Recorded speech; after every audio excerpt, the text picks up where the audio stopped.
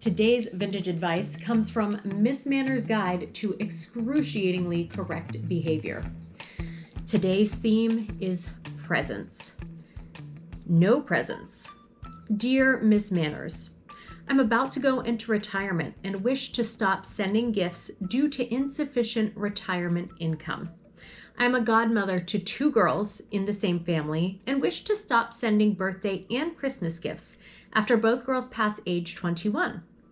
How do I not hurt the older girl's feelings by continuing to send the younger girl gifts but none to her?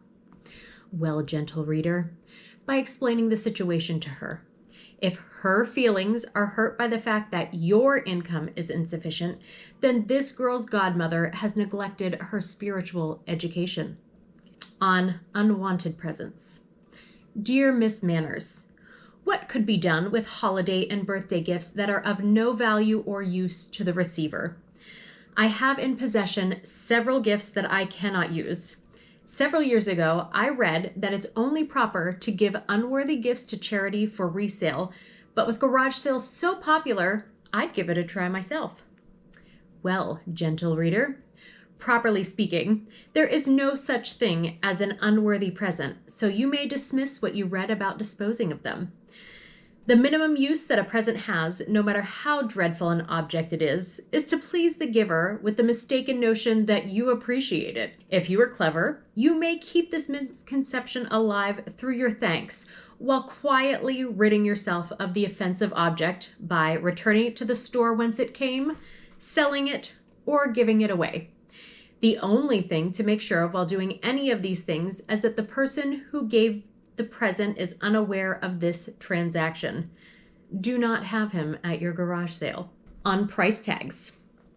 Dear Miss Manners, what is your opinion of people who purposely leave the price tag on gifts in order for the giftee to be aware of the generosity of the giftor?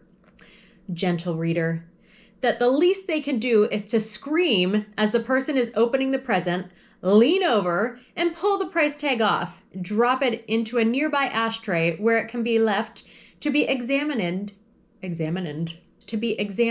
leisure by everyone. On presents from a beau. Dear Miss Manners, what these days is considered to be the kind of present that a respectable girl can accept from a young man?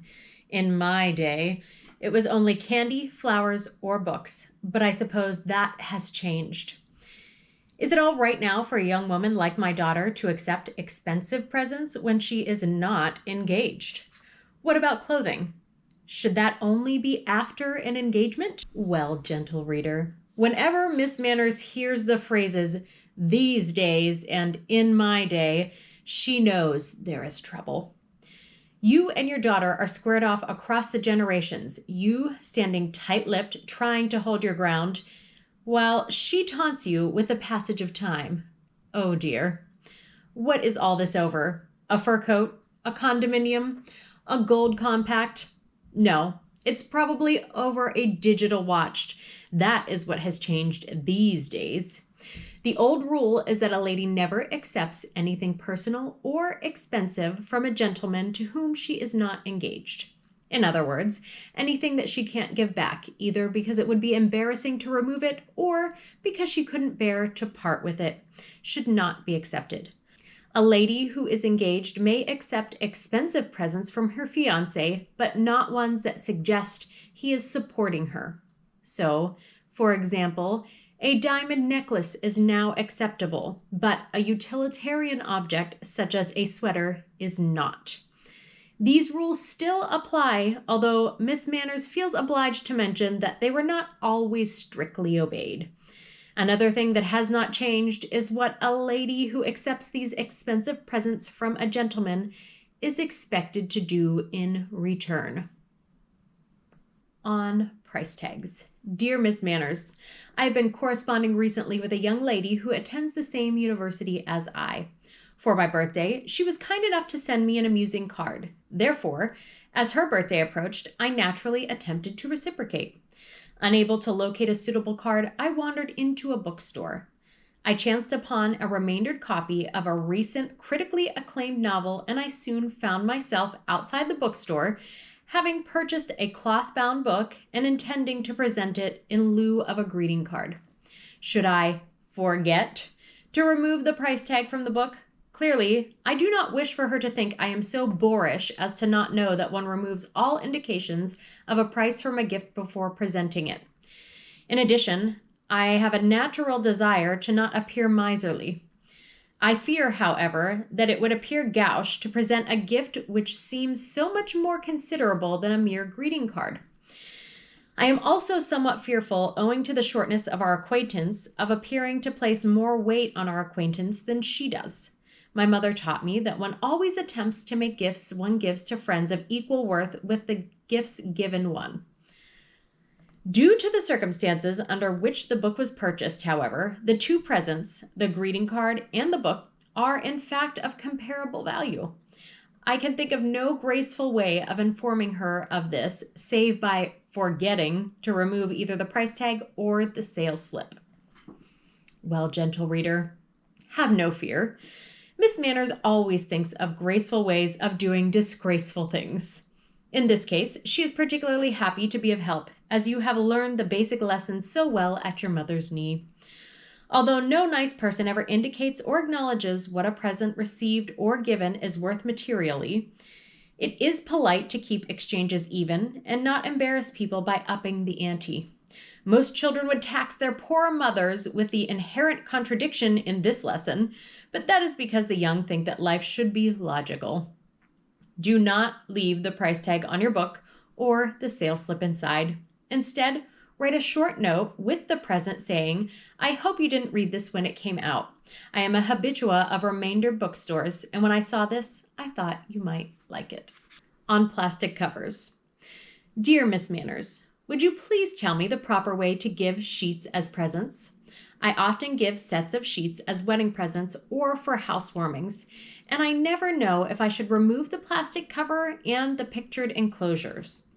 If I do remove these, it may cause problems if the person wants to return the sheets, but at the same time, it seems a little bit crass to leave them on. Well, gentle reader, Miss Manners feels you are taking a defeatist attitude about your present when you anticipate their being returned. If you have had the courage of your convictions, you would have the sheets monogrammed.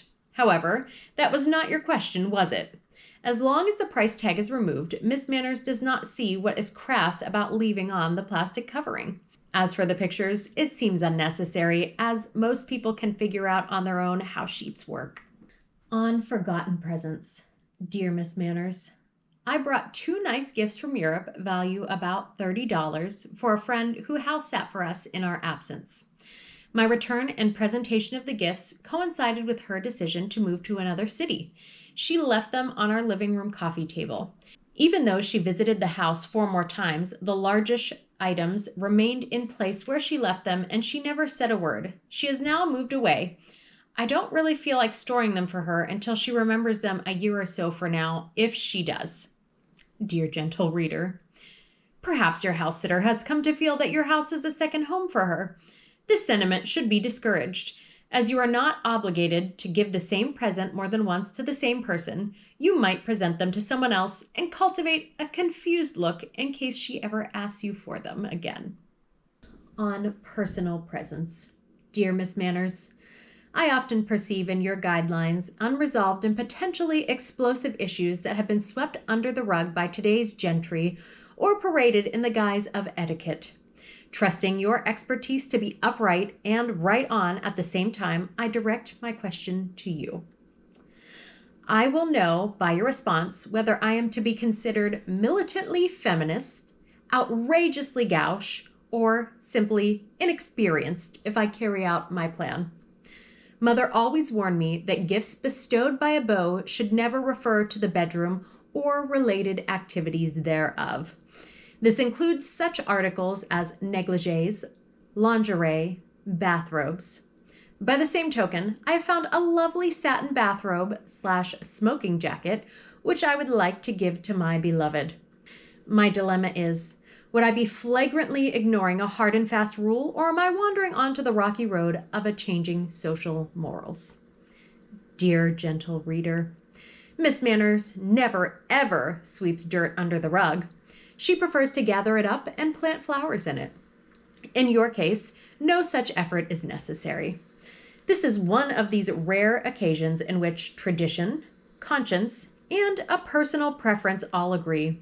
The choice of whether to be militantly feminist, outrageously gauche, or simply inexperienced, Miss Manners would choose 1 and 3 with an extra plate of egg rolls, may be avoided. Your mother said you should never accept articles related to the bedroom. You should listen to your mother and listen carefully. She never said you shouldn't give such presents, did she? Anyway, your beloved should not be smoking in bed. Tell him that Miss Manners said it is dangerous and he should wear his smoking jacket in the smoking room.